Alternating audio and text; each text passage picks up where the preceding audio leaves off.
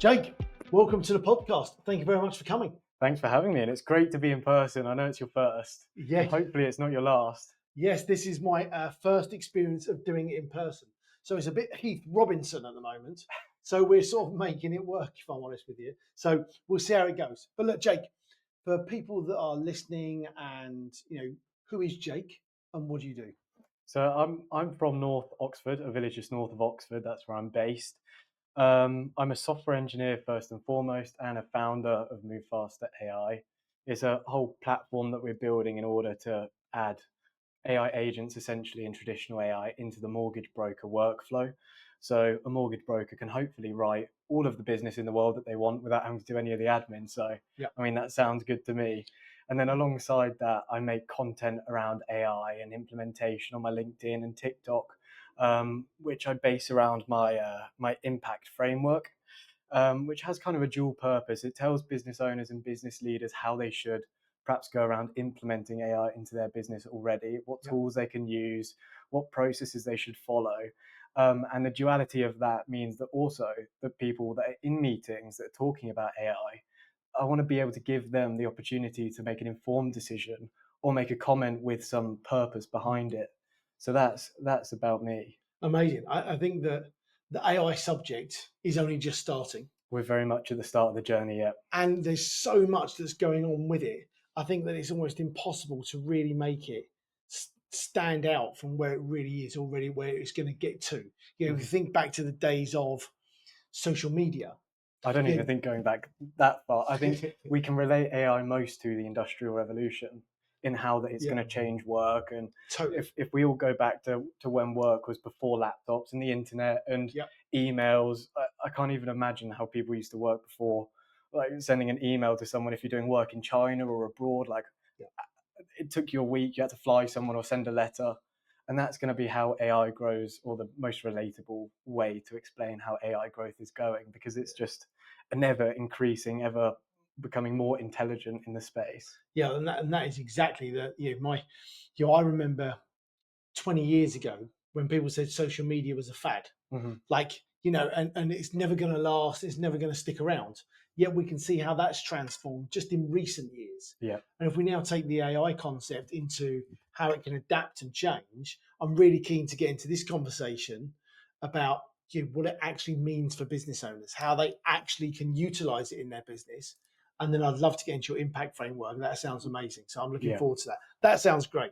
Okay, so why don't you just give me some thoughts on for those that are listening that are just really on the fringes of this, like what is AI and what do we actually mean by it? So without getting into the details too much, otherwise we're going to lose people very quickly.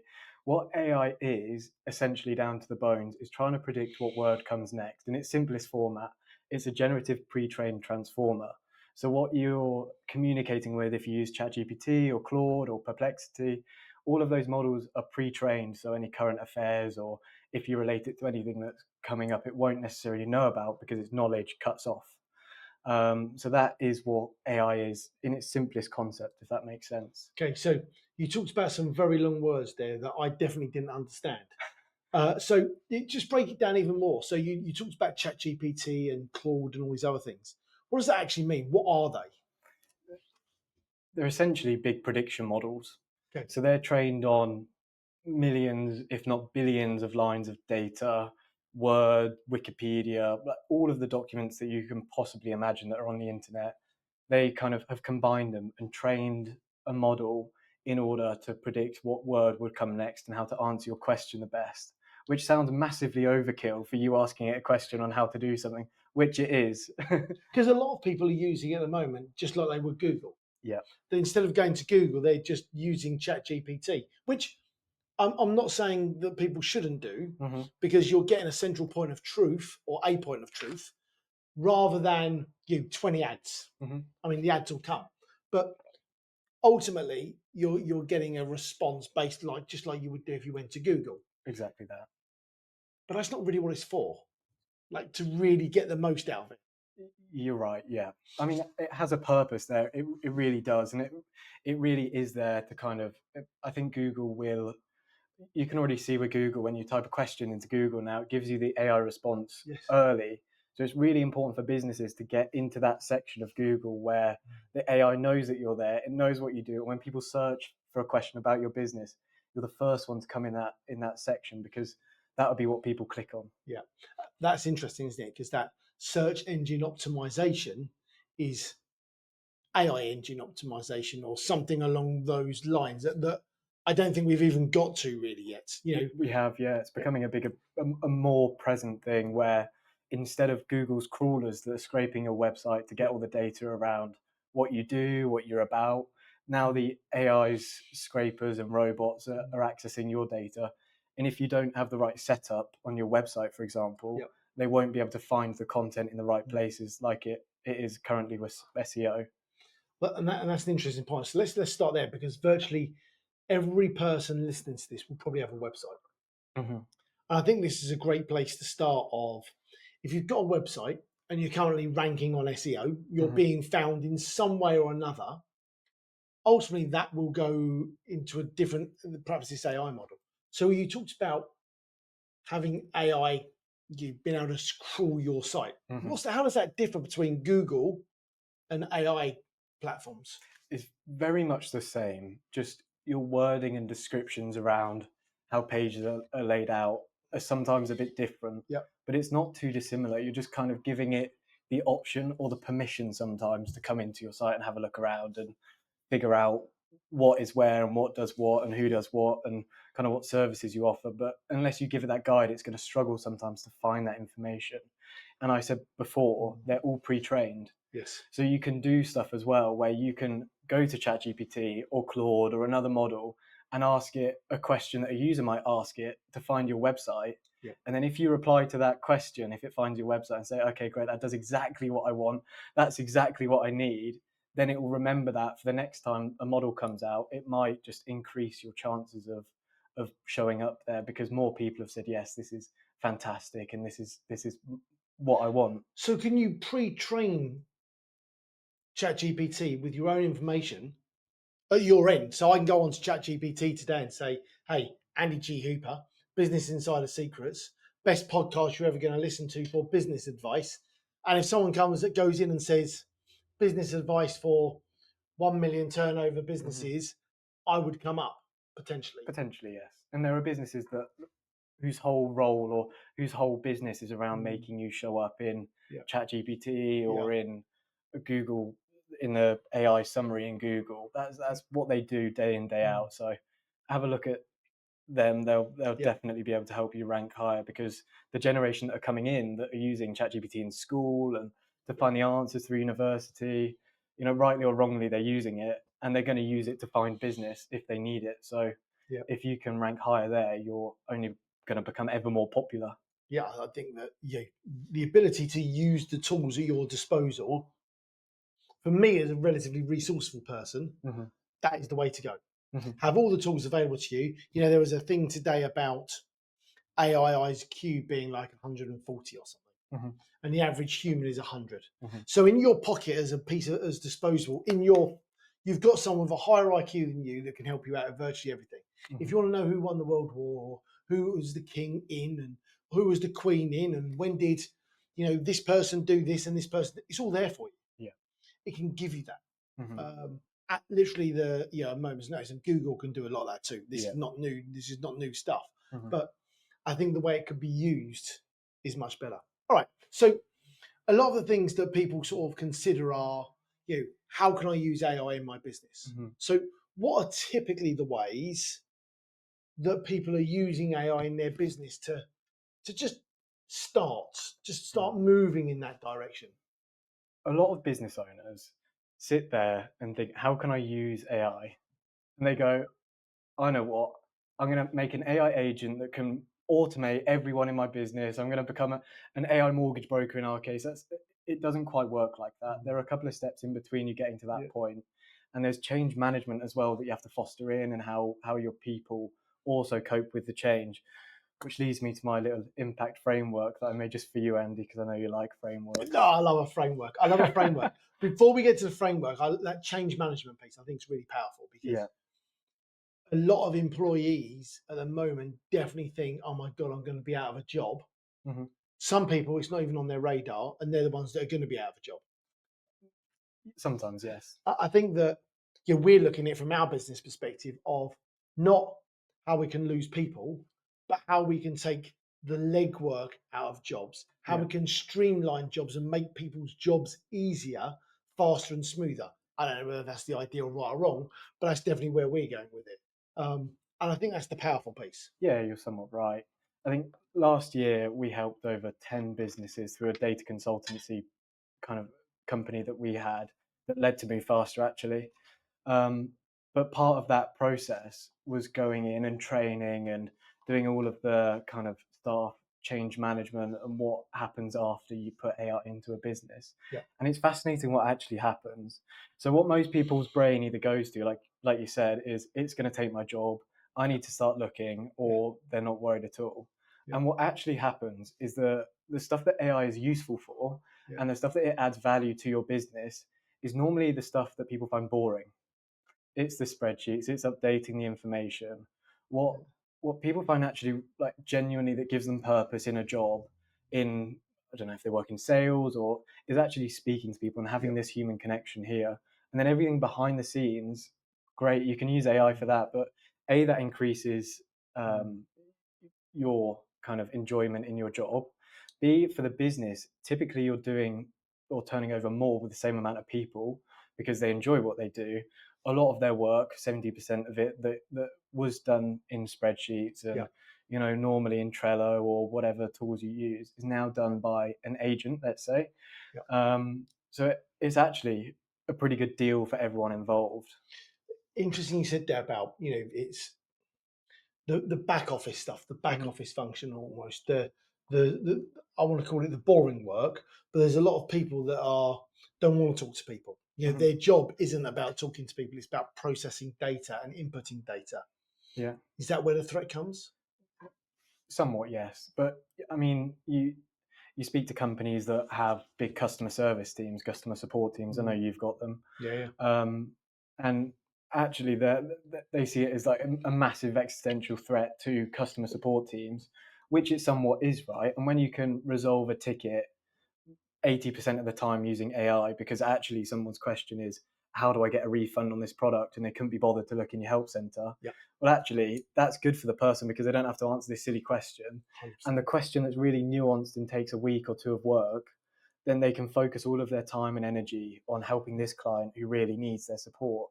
Yeah. So actually, it gives people purpose and it gives people the opportunity to focus on those tasks that perhaps need a human intervention or need like someone to look at it with a different perspective because AI is very if you give it a prompt or Yeah. it tries to find an answer and Yes. sometimes humans are a bit more advanced in needing an answer. They need some emotional support or kind of other scenario other Yeah. outcomes from that. Nice.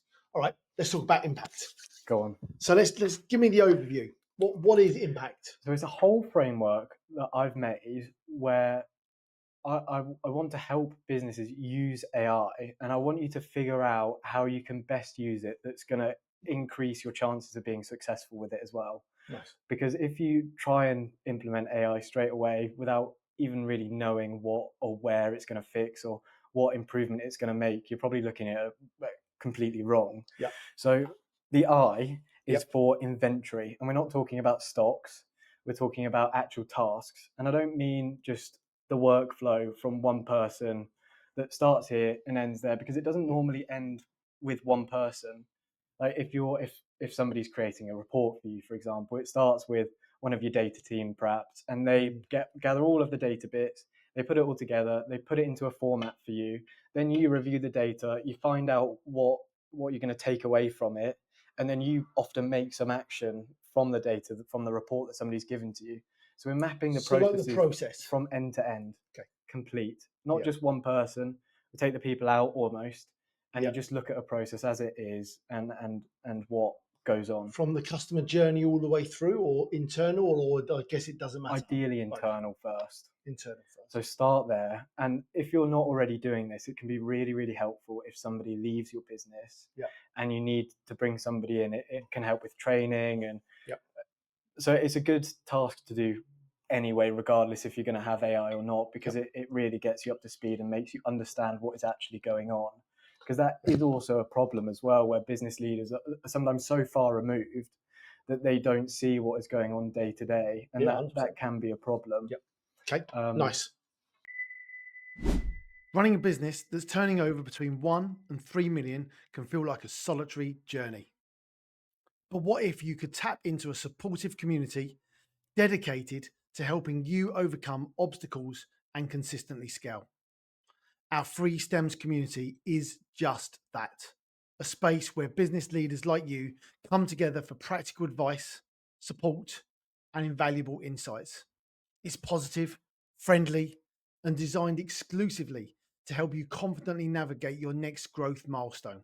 Join us today, completely free, and let's scale together. So M is for measure, and that's measuring the time and cost impact of those tasks. So that involves the person that's doing them, because obviously different people have different costs associated to a business, and working out how long each person in that process is taking on that task. And then you can actually calculate a potential ROI on implementing either AI or just like a normal system into it, which is really, really important, because then you can prioritize and figure out what's going to actually turn the cogs a bit more. Interesting. I was listening to a podcast the other day, and they're saying that every time they did a change, they noticed there was a 20% reduction before any gain. So you change the process. Let's call it just changing the process here, and we're talking about completely ripping it up and starting again with something else. There's a 20% negative loss impact to the business. So if it's a 10 grand piece of work, it's only 8 grand's worth of income instead of 10. Or if it's profit, it's only £8,000 worth of profit rather than £10,000 worth of profit. You can look at it in both directions. But it was interesting that when they measure those things, they use PE, use something like called ICE, impact. I can't remember what the other two are, but there's it comes probably nicely off of yours. But the idea being that you're looking at that ROI before you make the change. Will there be a 20% gain on this? Otherwise, there's no point doing it. Because it's just not a big enough gain. And often in just these two exercises, you'll come across things that you didn't even know happened. And it will be those things that you don't know that they're going on, which will be at the top of your list, I promise. The first ones to change. Because normally what happens is you start small, you grow, the business leader gets a bit more removed out of the business a bit more, and then the process that you left that was okay when you were turning over, I don't know, 10 grand, picking numbers, 10 grand or whatever, now you're turning over 1 million, and it's still going that way, but you've got 100 times the data that are going in and flowing through, and it's those ones that are really going to be the most and that's it's an interesting point. As we scale and take stems, it's all about extracting the business owner. And what happens is, as you extract yourself from the business, you lose touch of that. And what happens is exactly that. You create a system and process, and you train someone to deliver it. And then what happens is they inevitably leave at some point, and then you train the next person to do it. But what happens is you get to a point where you're so big, or too big, or there's too much going on, and too big can mean a lot of different things to different people. So it's not necessarily just people, time, cash. And then what happens is the person leaving trains the new person coming in exactly the same way. And that is the biggest mistake every business makes, is they get the person leaving to train the person coming in. And the problem with that is that what happens is that person trains them on all the crap they've done and all the bad habits they've got into since you taught them the process 2 years before. And that is the problem with the onboarding induction process. So if you can use AI to solve a lot of that, then that's the way to go. We're not at AI yet, but we're kind of getting there. So the next step in this framework is plan. And that can be like evaluating your options based on the tasks that you've kind of mapped out and processed. Yeah. Um, it's kind of picking what is going to turn the needle over the fastest. So sometimes Yep. that's like off the shelf products, or Yep. if you're already using a CRM, then it's using an extra bit on the CRM that you didn't know that you needed, but is going to actually make it 40% faster or 50% faster. It's So just this isn't those. about creating your own AI and all singing, all It's dancing. not about that at all. It's about an off-the-shelf product that could just have a big swing because it's already there and running. Yeah, exactly. Yeah, nice. Start there. Yeah. And then once you've got all of those bases covered, then think, actually, if we made our own internal system or internal product or internal agent, is it going to add enough value to the processes or tasks or to the Yep. team, or is it going to 20% gain that we're increase talking about. is it going to increase the revenue enough to offset the cost of implementing Yeah. that AI agent and getting a tech team, and so on and so forth. So it's picking the low hanging fruit first, Yep. and then attacking kind of the big ticket items. Okay, nice. I like that. Okay. What's the A? Activate. Oh, It needed to be an A to match with the framework, you see. But that's kind of training your team on the new pro and how things work. yeah. Ideally, they've been involved from the start and they've helped you figure out, because nobody knows it better than the person that's doing it day to day.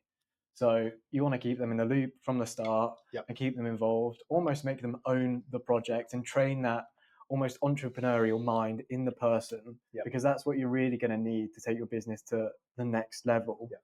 Um, For that change management piece you talked about earlier, the only way you'll get buy-in mhm, is by them being involved in the project. absolutely. Otherwise, it'll just be that something's happening. I mean, they don't need to be involved in everything. Mm. But ultimately, if it's going to literally be their job and change part of their job, Mhm. just get them involved. 100%. Absolutely. And Okay. building that muscle for them is really important as well, because we need to change the thinking in traditional organizations. Yep. Okay. Which leads me on to culture. And how do you almost this one's a very tough one, how you change culture and how you give people an AI first mindset. Yep. And I know the Fiverr CEO sent out quite a controversial email recently Go on. saying how people need to start looking internally. Every job that you do, is there something better that you could be using that's going to turn the needle even more? Because that's going to make you much more valuable to my business, Yep. and I'm more likely to keep you, Yep. is essentially what he 100%. said. So we want to change the culture in a business to think about get everyone, because if you're just thinking about how we're going to put AI into Expandly or one of your other businesses, Mm. you're 1 out of 30 maybe, and to get everyone thinking about everything that they're doing day to day, and Yep. just thinking about how can I make this better? How can we turn the needle even more? What can we use AI for, perhaps, as it develops and evolves, and how are we going to kind of as a team come Yep. together and make this grow and expand and kind of take it to the next level? I definitely think that's the way to go. I mean, there's definitely a bit where some people in some businesses, and we've got some in our business, 100%, that are just happy just going through the motions. Mm, This is the process, so I follow the process. Doesn't matter if there's a better one, yeah. even if that other one is blindingly obvious, Hmm. because they've been taught to follow the process. They will only follow the Yeah, process. that's exactly it. That's amazing. They'll only follow the process. Downside is, what they won't do is they won't come up with a creative way. They won't think about how to make it faster. But what do you want? Do you want someone who's going to cut the corner and screw up the system and process, or do you want someone who's going to follow the system and process and never give you another idea? And you have to be careful what you wish for, because in my experience, if you have too many people that want to cut the corner, and that's not necessarily cut the corner to you, but that's to make it faster and speed it up.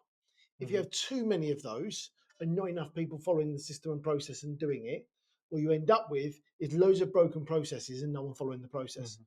And it just screws everything up. So you have to be slightly careful what you wish for, Yeah, because you definitely want people coming to the table saying, "Hey, we can make this better." there's a happy medium. There is definitely a happy medium, and that those happy medium people don't actually exist. Mm, They're either one end or the other, in my experience. mhm. They're either I don't want to change the process, I'm just going to follow the job, or they're going to cut every corner possible. And what ends up happening is they screw up all the processes, Mhm. because some of the things they did, in fact, the first few things they did were perfect. Mm-hmm. They worked really well. So then they thought, hey, that was all really great. Let's just go screw everything else up. But so that's my cautionary tale. So definitely think about how you're doing that and bringing the right people in, and that's about managing it. Okay, Yeah, nice. exactly. I like culture. T. Track. Oh, nice. Going back to what you've measured at the start, is it actually working for you? Is it turning the needle? Is it doing what you expect? Because if it's not, then maybe you need to have a rethink and a relook at what you've actually put in place. Have you done it correctly? Are people following it or cutting Yep. corners? Yep. Like you say, if you don't track it, you don't know. And the only way that you're going to pick up on that is 3 months down the line when a big order gets screwed up or whatever. And then suddenly it's brought to your attention that something's Yep. broken right at the start that you could have spotted right back then. So Yep. I think that's really important for people to kind of, we say KPIs and we throw them around and they get overused sometimes and Yep. not followed, and people don't follow up with KPIs, and there's Nope. always an excuse to why they're not met. But Always. they are very important, and they're very important that they're set right as well.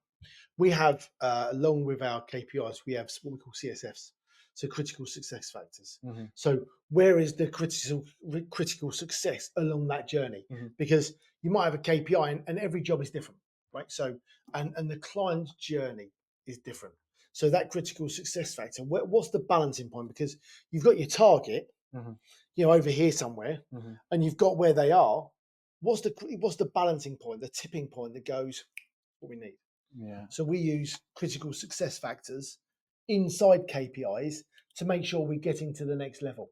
And there might be, some people call them milestones, I guess, but I typically have what's the number that's going to make this work? Because if we don't hit this number, what changes do we need to make? So from a budgeting point of view, and this is the important part, is as you're growing a business, okay, well, our KPI is 10. Okay, great. But if we don't hit 10 and we only hit 6, what happens? Oh, well, we're not going to be profitable. Okay, great. So actually, what is that target? Critical success factor is 6, stage 1, because we've got to make sure we're profitable. Because otherwise, what happens is we've got a KPI of 10, we get to 5, and everyone's like 300 reasons why we've not got to 10. But 5's okay. No, that's that's great, but we're not making money because the tipping point's 6. So CSFs are a great way of adding that in. That's a really good one. And what this framework actually allows you to do, although maybe on the first occasion or the second occasion, you don't make your own AI model or your own AI agent, what this actually is doing is training the muscle for you to be able to step into that. And the sooner you start this sort of process in changing the thought patterns and using new systems, because it is really hard as an existing business to change a system or to change a process or to change anything. And if you say we're going to add in AI agents tomorrow, it's just never going to happen. Nice. So if you can take a few baby steps first, then it's going to really set you up in order to make your own agent if that's what you want to do. Okay, nice. I like that. So we've got inventory, measure, plan, activate, culture, track. And inventory is about identifying the processes and the systems. Measure is measuring the time and cost to make sure it's worthwhile doing. Put a plan in place to make sure you can deliver on it. A is to activate, to train and educate people and activate in the business. Culture, AI first type culture, bringing new ideas, and then we track everything with KPIs or some form of measurement that we did in measure to make sure we're achieving what we set out at the beginning. Nice. Okay, super useful. Okay, have you got that written down anywhere people can steal it? I do, yeah. If you message me on LinkedIn, I'll send it to you. Here. Okay, nice. I like that. Okay, brilliant. All right. So, what's the biggest misconception about AI, do you think? I think, personally, AI is massively underhyped. And I think that for a number of things. Not overhyped. I think it's underhyped. Okay. Which is controversial a little bit because everyone talks about it, everyone throws it around. Yep. But the lack of understanding means that you don't know its exact capabilities and where it's going. Yes. I mean, if you think only a year and a half ago we didn't have ChatGPT. Wow. Okay. That's mad, isn't it? Yeah. And in the next year and a half, where are we going to be? Like, it's just insane. And we're getting to the point now where AI can actually start to train itself. it can generate data, and it can generate like footage and clips, and it can generate all of the things that it needs to train itself and make itself better. And as it goes through these cycles, Yeah. they're finding every time it goes through a cycle, it's getting a third faster every single time. So the intelligence of AI is only going like this. How do you feel about that ethically? So, what I mean by that is AI starting to train itself. Okay, that's really good Mm. until AI realizes that what we're doing to the world is bad. Yeah. There's a lot of duality with AI, right?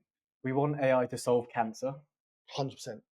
That would be amazing. Yep. But if it can solve cancer, it can create a deadly virus, Yes. right? But we don't want it to stop and not create and not cure cancer. Sorry, but we all like it's very very hard. And how we stop it getting there is still in a lot of contention. Mm. It's definitely going to be a really tricky one, and seeing how it evolves. But Mm. as a business, you can't you just can't not. The opportunity risk is so great that you can't not start using it. Oh, 100%. I totally agree. You've got Mm, to use it. I think the ethically part about, you know, I guess in my mind, wherever there's good, there's bad. yeah, Like absolutely. it's the yin and yang of life. Where there's love, there's hate. You've got everything has the opposite. And I guess with AI, Hmm. you're going to have the people that will use it for good, Yeah. and you have the people who use it for bad. Let's take the internet. Hmm. The internet is a wealth of information, no different to what some of the things we've talked about AI. There's the dark web, Yeah. and on the dark web is an area full of stuff that might not be suitable for everybody to look at, Hmm. right? So we've already got that with the internet. We've already got social media that's not good. You see all this stuff that's being whipped up. Hmm. You've only got to see these keyboard warriors and everything else, right? There's so much stuff that goes on that I guess ultimately there's always got to be the good and the bad. Absolutely. It's how we manage the bad, Hmm. or who manages the bad, Yeah. and can it be managed, or will it manage itself? Hmm. Because I think the question is for people is, will it manage itself? Yeah. And that's where the problem comes. It is. Yeah. And when it stops. Yes. But I think there's if anyone wants to make a business out of this, I think this is a great idea, right? With AI, there's going to be a lot of scams, Yep. and the scams are going to get ever better. And our grandma, mum, parents. Now we got voice agents. They're going to get them on the phone. It's going to Yep. sound like your Yep. daughter to pay the Yep. money and all of this stuff. A company that could detect when an AI agent is being used and like how it's acting, and these sort of detection systems are going to become very valuable. And I'm sure there's people working on this much smarter than me. I think the number one rule there is don't give your money to anyone. That ultimately would be unless you see them in person, Mm, because I could phone someone's business today and that could be tapped into by someone else for all I know. yeah, exactly. I mean, anything is possible these days. Yeah, So we've got to find a way of making that happen a lot better. yeah, I think some banks are now doing like Face ID. A bank we use, Business Bank, you have to scan your face to be able to make a payment. yeah. And there's banks like Monzo now where you Yeah, phone if Monzo are calling you or you're calling yeah, Monzo, it will come up in the app and say X is talking to you right yeah, now. If yeah, or if you're not on the phone with them, it will say mm, nobody's on the phone right yeah, now. You should yeah. leave. And I think that's how we'll come up with these security measures that enable that to happen. Of course, we will. Absolutely. But it doesn't mean say you can't pay into someone else's account that's not yours. I mean, Hmm. that's actually you might be you go in. It's you putting the account details in that's the problem. Yeah. So I think there's lots we do that. Anyway, we don't want to stick on the ethics side too much because let's be honest. So you talked about there it's improving like a third every. Every cycle. And how long is the cycle? It depends on the company, but that's Right. normally like the figure that they're giving. There was an article last month that came out about how AI has started to train itself and how it's starting to progress. And Mm, kind of when we get into that space, then we're not relying on the internet. Although it's massive, it's limited. yep. So when we run out of data that is on the internet and freely available, I mean, rightly or Mm, wrongly, OpenAI have scraped your content, whether you've got a private or personal yep. blog. Yep. We're seeing websites that are going under all the time Mm, because AI has scraped their content, and now people are just asking mm, instead of yep. instead of actually going to their website and looking. Uh, yeah, for me that's a slightly interesting tangent of, you know, AI scraping these websites and doing all this sort of stuff and bringing it back to AI, which is perfectly reasonable. But from a business perspective, you want to sell products, Hmm. and we've got to make sure, we've already talked about how AI gets into that piece. Yeah. How do we stay current with what AI is doing and how it's changing? It's a really hard question, and it's hard for Good. a number of reasons because there's so many AI releases every single day. Yeah. It's picking the ones that matter most to you, and Mm. sometimes that can be really hard. Sometimes there's like newsletters or industry specific, forums that you can go to and have a look at. They're probably the ones that I would start with. Otherwise, you're going to be like inundated with articles and Yeah. research papers that I sometimes like to read. Mm. And it's just too much information to Mm. consume. Like there was a release last month called Mouse GPT. Fascinating concept. It can judge a mouse's behavior and predict what action it's going to take next based on pre-trained information. No way. Yeah, yeah, yeah. Have a look, Mouse GPT. There was a research paper published on it. I made a video about it on my TikTok. If you have a Sorry. look. Sorry. Plug for TikTok, right? Yeah, yeah, yeah. Um, wow. So if they can do it for mice, Well, that's the question I ended my TikTok on, to be honest. yeah, Is if it's happening there, then what's the next yeah. step on it? And TFL released something last year where they're TFL as in Transport for London, or do you think yeah, it's? Oh, it was TFL, yeah, okay. Transport for Yeah, London. They monitored a couple of platforms in yeah. London, trying to train a system to detect when somebody was either holding a knife, if there was like a buggy unattended on the platform that was rolling, or if somebody was going to be on the platform, whatever. Wow. Yeah, so they're starting to roll out these systems that can look for people doing suspect behavior or people that are going to get into danger. So it's See, yin and I yang. love that idea of you, the knife example there, Yeah, or the pram rolling or could roll. I think yeah, that's fascinating. It's whether they've got the manpower to then resource solving those problems yeah. locally to get a unit Well, to them. it went straight through to the TFL staff, Yeah, so my understanding is, and then they went and solved the issue, which then kind of take the TFL staff from looking at the images yeah. and looking at their CCTV to actually just hearing something and going and trying to fix it, which takes pressure off of them, and then they just go and get to do the Okay. job. Who do you think will be most transformed from this? Uh, And who should be at risk the most? I don't think I think some people are at risk. There's no doubt about it. When the Industrial Revolution came about, we didn't need as many people in factories to make the same equipment that we do now. Mm. Um, but it's more of a change in role. I think anything that kind of involves larger documents, Mm. be it lawyers, solicitors, Mm. um, if you're drafting or reading perhaps a big proposal from a company, Yeah. I think that's probably where it's going to excel most at. I Mm. get it quite often when people ask about should I use AI for this, and typically the answer is no, for a number of reasons. If you've got like a super definitive input and a super definitive output, Yeah. if you ask ChatGPT the same question, it's not going to produce you the same answer every time. And if you need the definitive output every time, you've kind of got a little bit of problem, you know? If you don't get the same answer. Yeah. So at that point, it's you kind of need someone in your organization or someone that can perhaps come in and say, you've got all of these processes that you've planned, but what Yeah. actually should you use AI for? Like, Yeah. what is AI going to actually fix and going to do it for? And I think AI is absolutely brilliant because it's alerted people Mm. to a better way of thinking, a better way of doing Yeah. things, and it's highlighted all of those things that perhaps shouldn't be done by AI that people want to be done by AI, but now they're looking at it, so that's actually really good. Yeah. Okay. I love that. Ready to confidently scale your business even further? Join our weekly virtual STEMS event, designed specifically for business owners with revenues between 1 and 3 million. Each week, we break down key elements of our proven STEMS philosophy, providing actionable training, supportive insights, and expert guidance you can immediately apply.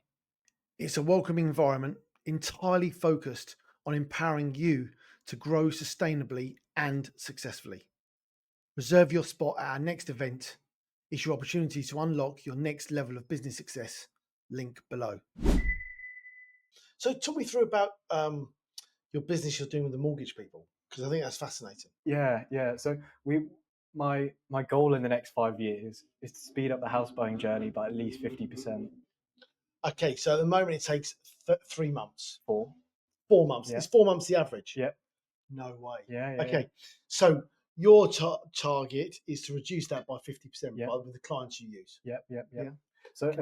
at the minute we're just dealing with mortgage brokers. Before you get into that, why? Why do I want to speed it up? So I get from a home buyer's perspective. Yeah. So we all want to speed up the result, right? So Mhm. every person buying a house will be like, if I could do this in 2 months rather than 4, Yep. take my money, Mhm. right? But actually, we all want it to be done in 2 months now. Mhm. The problem at the moment is the solicitors, the searches, the nonsense, and dare I say it, the bullshit that goes behind it to slow it all down Where does that come from? comes from the solicitors, Comes from the in my solicitors. opinion. Sometimes. I'm not a solicitor, and I'm happy to be judged on that. But where it actually falls down is the communication. Okay. And the communication in every step. So as a buyer, I bought a house 2 years ago, and it was the most horrendous thing I've ever done in my life. Because it's meant to be painful at the minute, which is silly because people need to buy houses to boost the economy, to get the country moving, so on and so forth. So if we can reduce that time period and take the stress off of the buyer or the seller, um, it's going to really impact the country in a way that we kind of haven't even seen before.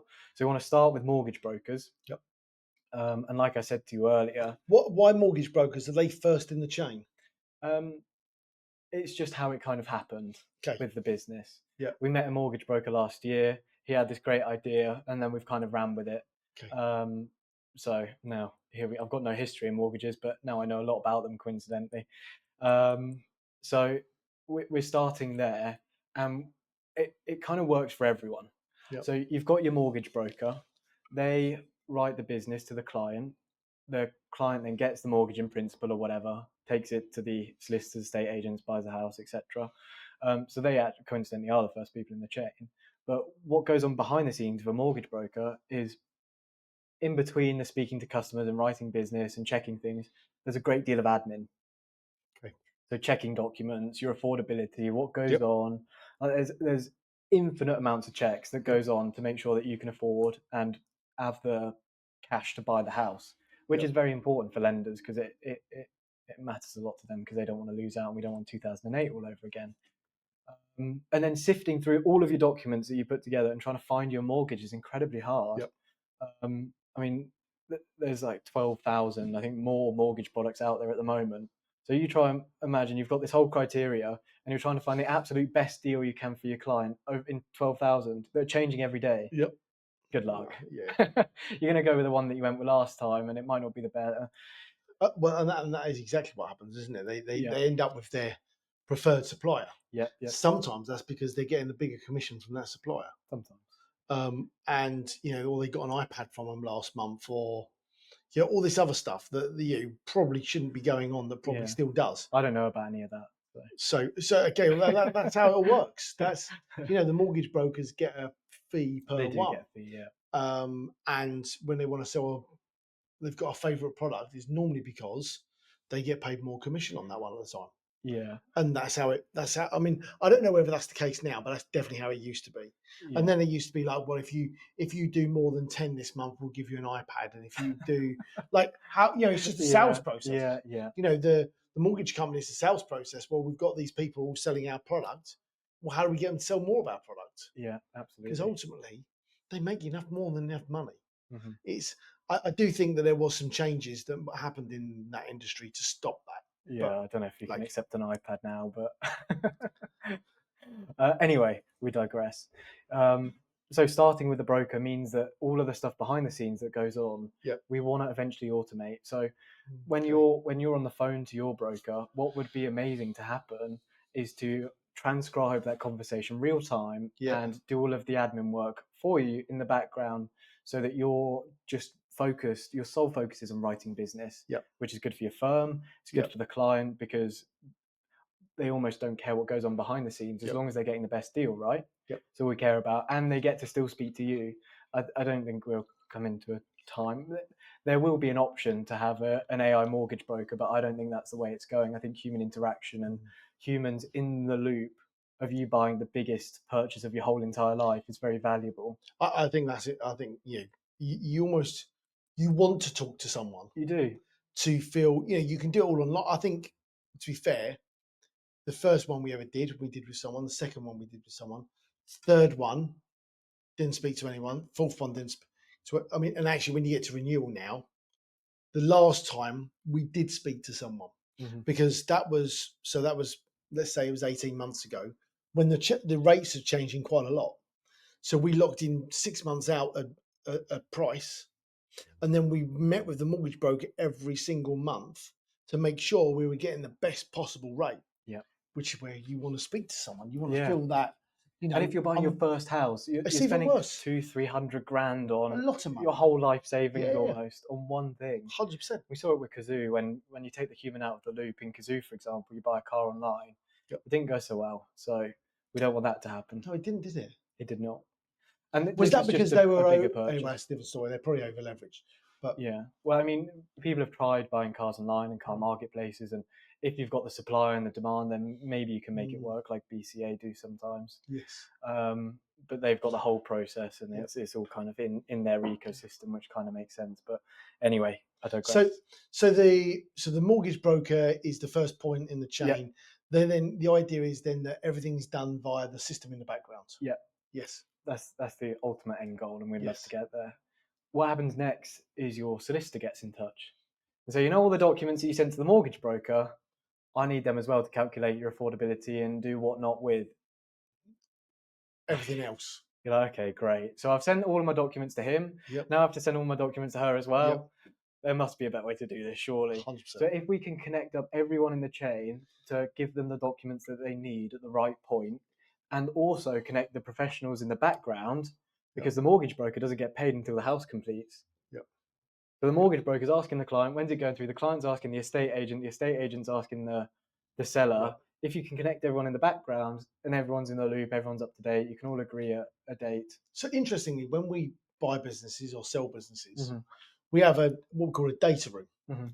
A data room is a place where all of the documents are stored for the sale of the business, right? So it could be the balance sheet, the profit and loss account, but it could be the warranties, the trademark, everything, right? So the idea being it's all in one place. Everyone can access. Everyone can access if it. you want as the client. I mean, that's just an online portal. In most cases, it's just an online portal where it's a bit like a SharePoint, OneDrive, Google Drive type place. I mean, Dropbox, essentially. Everything's all in one place and you just go and do it. But it's not that for mortgages. No, because you need to extract all the information as well. Okay.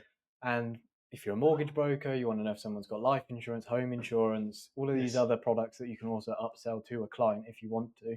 Yep. That you need to get from their bank statements. And as the client, you don't want to have to send your documents again to your solicitor and so on and so forth. So it's ultimately how can we make everyone communicate? Yep. And how can we make, as the client, as the person buying the house, the process as easy as possible.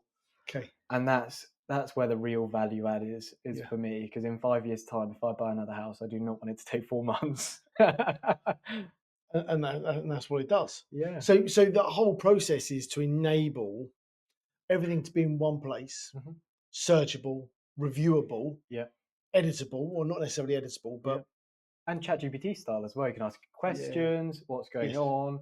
You can follow up. You can ideally be able to ask it to follow up with your clients and pre-write the emails and all of these like things that you can do with generative AI. Yes.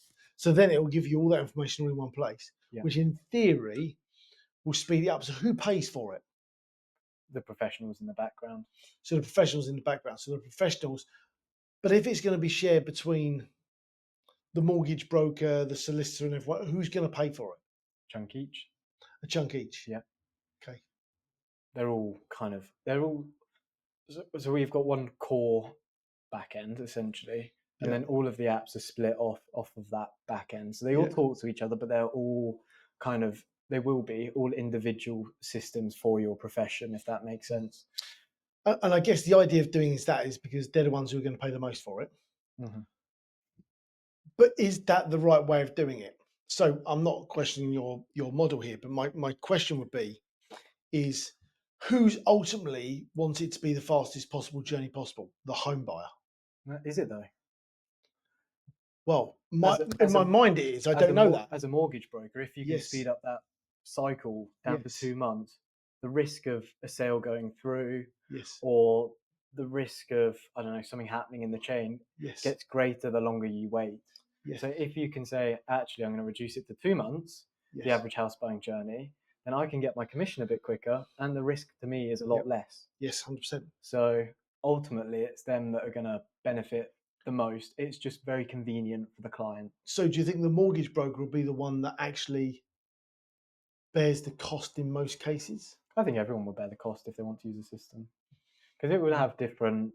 Obviously, as a solicitor, you need to get different information from the documents and the Yeah. searches and the scans, and Yeah. you need to ask it different questions, perhaps Yeah. of like what the client is asking you, and you need to reply in a Yeah. different way. So Yeah. they're almost their own like little mini ecosystems Yes. bolted kind of together in Yeah. Yeah. some way in the simplest form. Yeah. I like that. I think in my head, I'm just trying to work out that business of if the mortgage person's already bought it, the solicitor Mm, be like, "Oh, well, I'm not paying for that. You've already paid for it," or "I've got to pay for it. Therefore, you've got double charges going on that's somewhere." great, isn't I mean, it's it? great, but it's getting that model right. Yeah, absolutely. And I think being sensitive around that model and playing with a few different ideas. Yeah. So, where is it in its life cycle at the moment? So we're still very early days, Yeah, and that's with the mortgage app alone.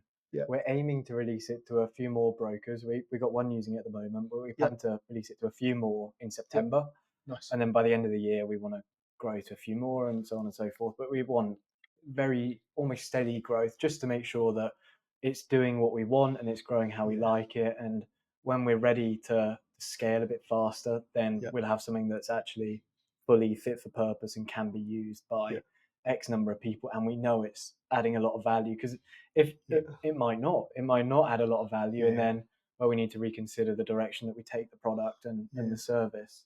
So we're still quite early on in our journey. yeah.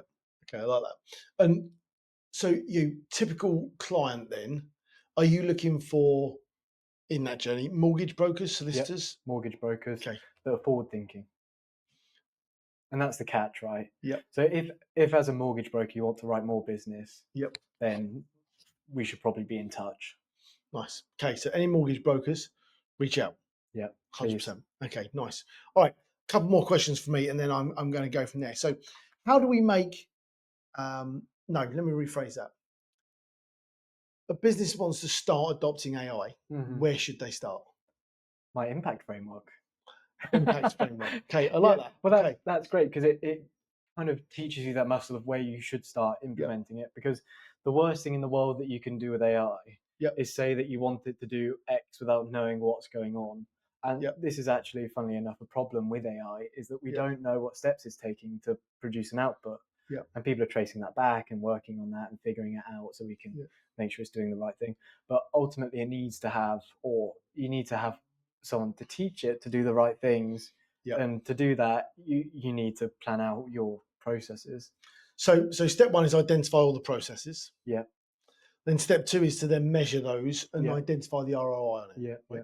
So I think that's the bit for people is to do one of the things in our STEMS framework is you systemize the business. Hmm. You systemize the business so it's a repeatable business operation. Absolutely. So you don't have to do it again and again and again, and people just follow the process. Hmm.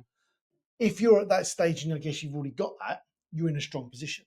Very strong. If you haven't got that, it's a case of going through those. How would you identify in the business where to start? So let's say you talk the biggest bang for buck, move the biggest needle. Hmm. If you're looking at your business and you've got, you know, 20 employees, where would you start? What would be where would you, because you're not going to go, okay, let's write system process for the whole business, then Hmm. do the ROI model and everything. Where would you start? Well, this is, I don't know if you're going to like this answer, I'm but going to accept. this is what I done last year when I was helping those businesses put in Yeah. new systems and know where to start. I just, weirdly enough, sat in their office for 3, 4 days. Yeah. And then once you sit with enough people, you start to see, I find it quite easy to see patterns.